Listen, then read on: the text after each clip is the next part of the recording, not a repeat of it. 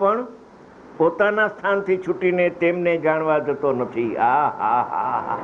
ઓલા કે છે કે તું અમને જાણ, અને આ પોતાને જાણવાનું છોડી અને એને જાણવા જતો નથી. બંને તદ્દન સ્વતંત્રપણે પર જ્ઞેય અને સ્વજ્ઞાયક જ્ઞેય સ્વતંત્રપણે પોતપોતાના સ્વભાવથી જ પરિણમે છે. આ આત્મા પોતાને જાણવા રૂપે પરિણમે છે અને સ્પર્શાદી પોતાને નહીં જાણવા રૂપે પરિણમે છે. એ જળ છે.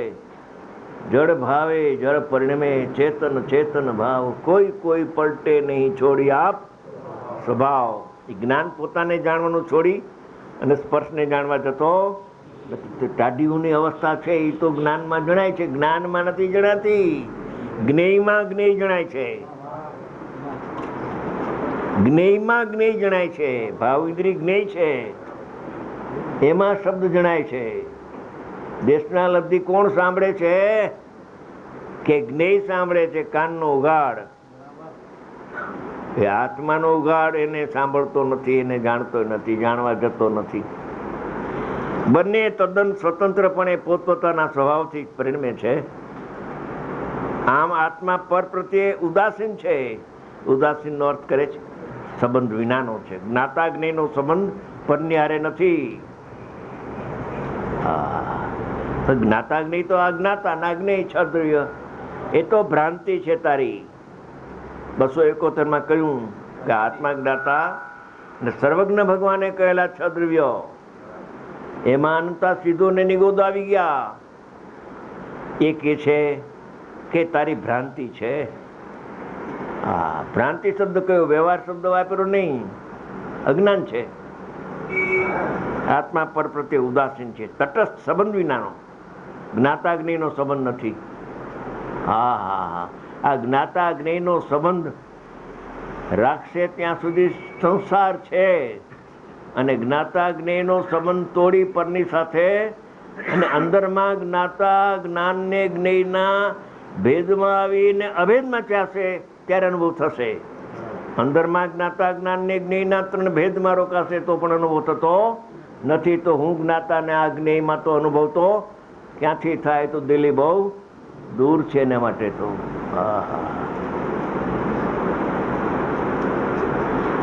આમ આત્મા પર પ્રત્યે ઉદાસીન, ઉદાસીનનો કૌંસમાં અર્થ કર્યો છે સંબંધ વિનાનો, તટસ્થ. તો પણ અજ્ઞાની જીવ જો વસ્તુ સ્વરૂપ આમ છે, તો પણ અજ્ઞાની પ્રાણી સ્પર્શાદિકને સારા નરસા માનીને રાગ દ્વેષ થાય છે, કરે છે, તે તેનું અજ્ઞાન છે. આવા અર્થની ગાથાઓ હવે કહે છે.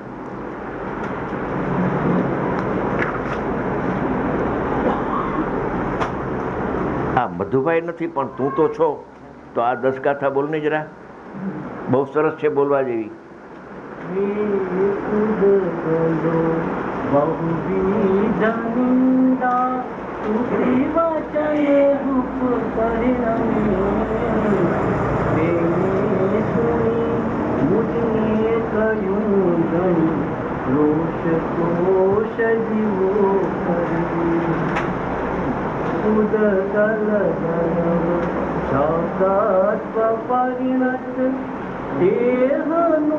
ગુણ અન્ય છે, નવ કહ્યું કઈ પણ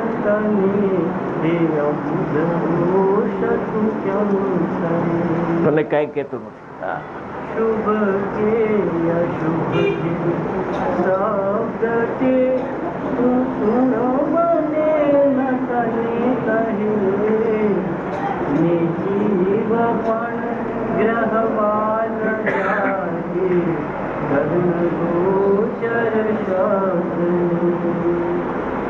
શુભ કે અશુભ જે રૂપ તે તું જો બને ન તને કહે, નિજીવ પણ ગ્રહવાન જાગે ચક્ષુ ગોચર રૂપની. શુભ કે અશુભ જે અંધતે તુજ સુખ મુજને નવ કહે,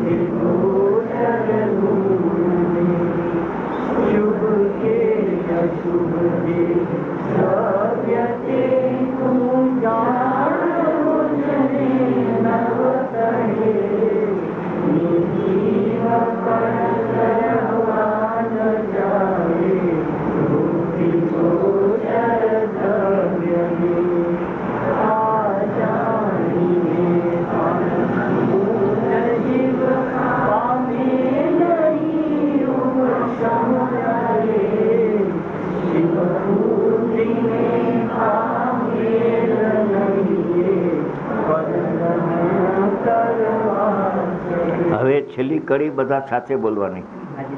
છેલ્લી આ જાણીને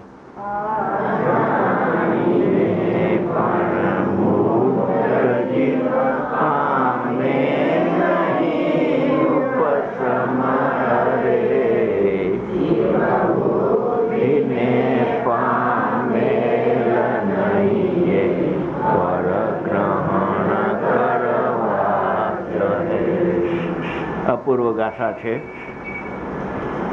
આ ગાથાનો શું કહું, આ ગાથાના ભાવનો જેને અપૂર્વ પક્ષ આવશે એને અલ્પકાળમાં સમ્યક દર્શન જરૂર થશે.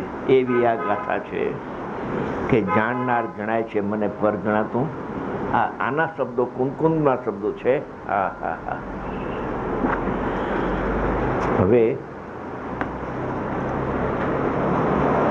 છે થોડો ટાઈમ એનો ગાથાનો અર્થ લેવો છે, પછી ટીકા લેશું. પેલી ગાથા બહુ પ્રકારના નિંદાના અને સ્તુતિના વચનો રૂપે પૂદગલો પરિણમે છે. નિંદાના અને સ્તુતિના શબ્દો રૂપે કોણ પરિણમે છે? જીવ પરિણમતો નથી. જીવ નથી પરિણમતો, પણ પૂદગલ પરિણમે છે. તેમને સાંભળીને, એ શબ્દને સાંભળીને આત્મા નથી સાંભળતો, તેને કર્ણ ઇન્દ્રિય સાંભળે છે. તેને સાંભળીને જીવ મને કહ્યું એ નિંદા મારી કરીને, સ્તુતિ મારી કરી એમ ગ્રહણ કરીને, એમ માનીને રોષ તથા તોષ કરે છે, રાગ કરે છે ને દ્વેષ કરે છે. અર્થાત ગુસ્સે થાય છે તથા ખુશી થાય છે.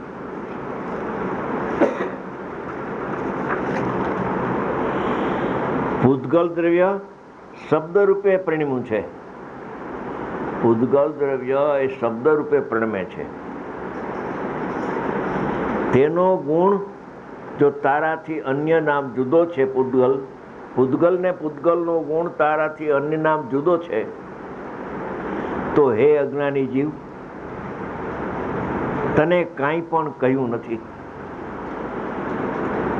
તું અજ્ઞાની થયો થકો રોષ શા માટે કરે છે? આહા, ક્રોધ શા માટે તું કરે છે? તને તો કાંઈ કહ્યું નથી.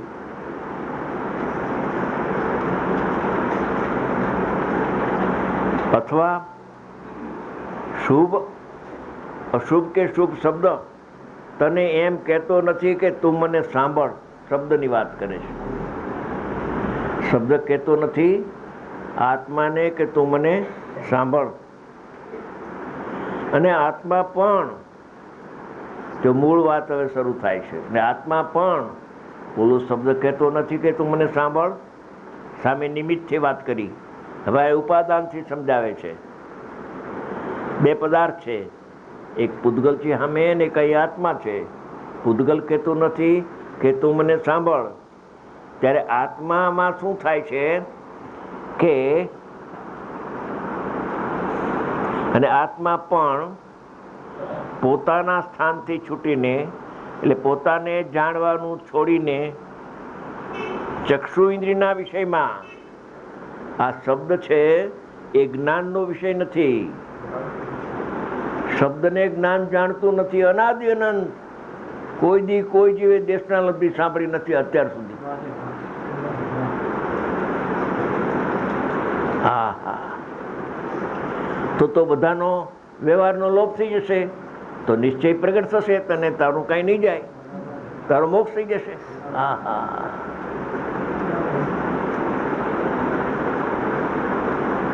અને આત્મા પણ પોતાના સ્થાનથી છૂટીને, પોતાને જાણવાનું છોડીને ચક્ષુ ઇન્દ્રિયના વિષયમાં, હા હા, એ જે શબ્દ છે એ જ્ઞાનનો વિષય નથી.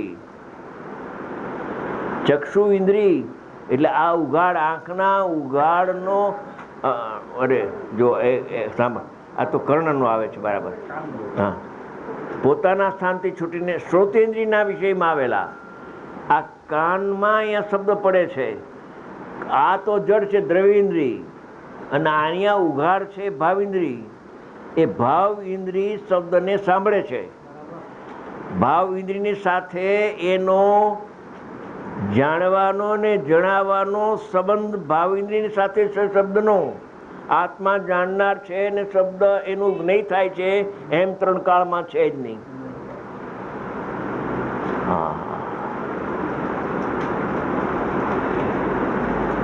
ઘણાને તો લાગે કે આવી વાત તો કોઈ સાંભળી નથી, કે એ આચાર્ય ભગવાન કહે છે કે તે સાંભળી નથી ને, એવી વાત મારે તને આજે કહેવાનો ભાવ આવી ગયો છે એમ કે છે.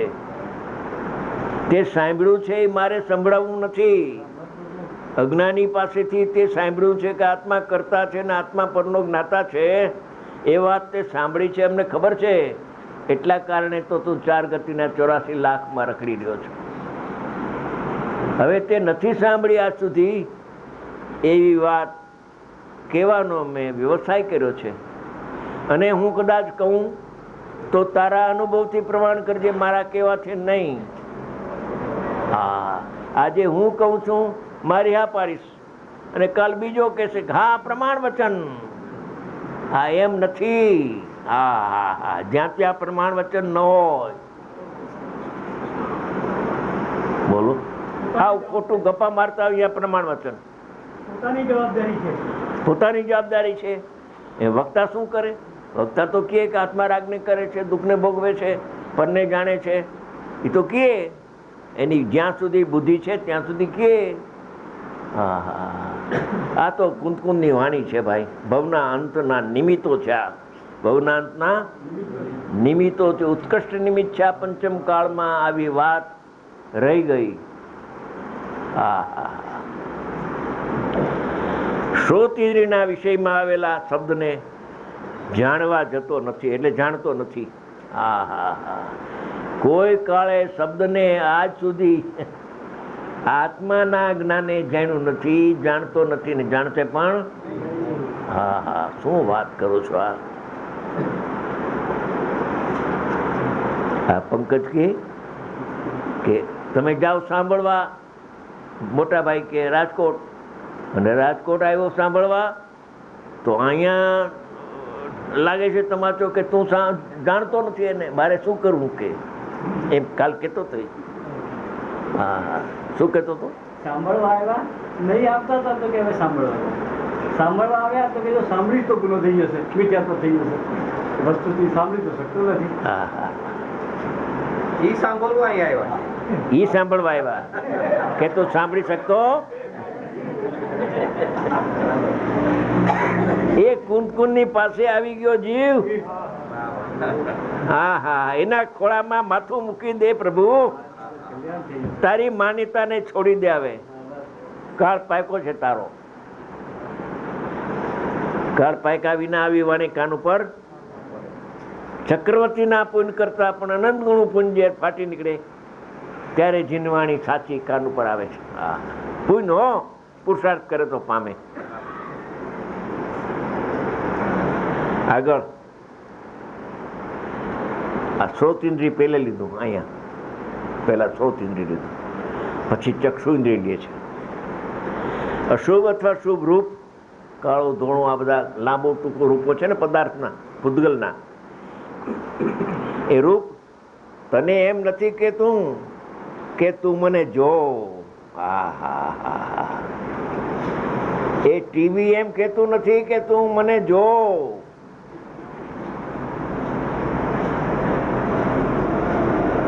અને આત્મા પણ પોતાના સ્થાનથી છોડીને, ચૂપ થઈને પોતાને જાણવાનું છોડે, જ્ઞાન આત્માને જાણવાનું છોડે તો આત્માનો નાશ થઈ જાય છે. આત્માને જાણવાનું છોડે તો પરને જાણી શકે. સમજાય છે કાંઈ?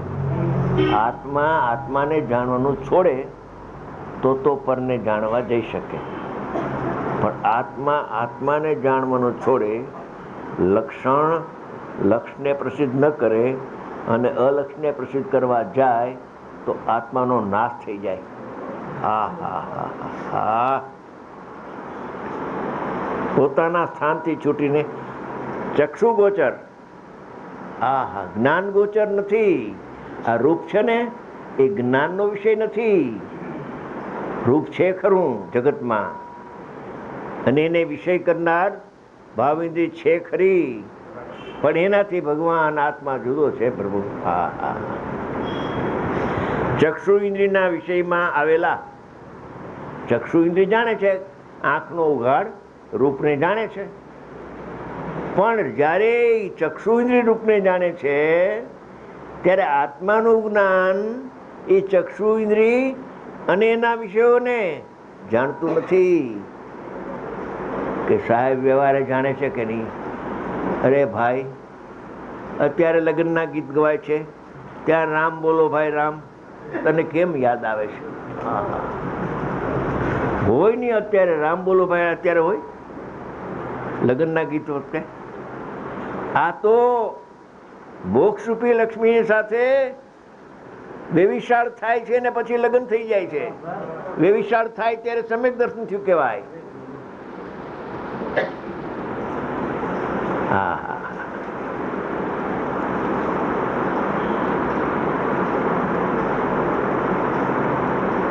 ચક્ષુ ઇન્દ્રિયના વિષયમાં આવેલા અર્થાત ચક્ષુ ગોચર, જ્ઞાન ગોચર લખ્યું નથી, ચક્ષુ ગોચર છે. રૂપ છે ને એ ચક્ષુ ગોચર છે. ગોચર એટલે ગ્રાહ્ય, જણાય એવું.